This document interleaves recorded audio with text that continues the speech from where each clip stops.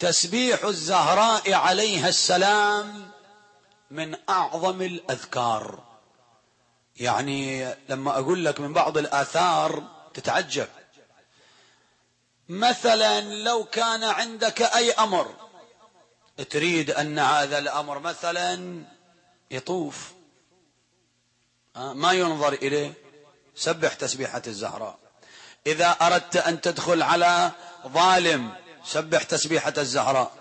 إذا أردت أن تدخل على مسؤول كبير ليتسهل أمرك سبح تسبيحة الزهراء. إذا أردت أن يؤمنك الله في فراشك سبح تسبيحة الزهراء. إذا أردت أن تضمن أن تفيق وأنت على قيد الحياة سبح تسبيحة الزهراء. وهو أمان من العديلة.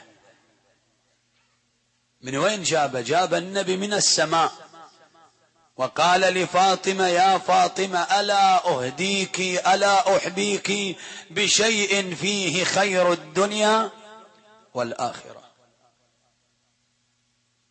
قالت نعم.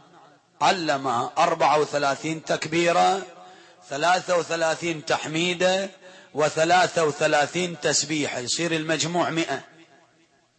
لاحظ احنا نجهل فضل تسبيح الزهراء عليها السلام، بل ورد عن بعض أئمتنا ما معناه لا تكاد تقبل الصلاة من دون تسبيح أمنا فاطمة، لا تكاد تقبل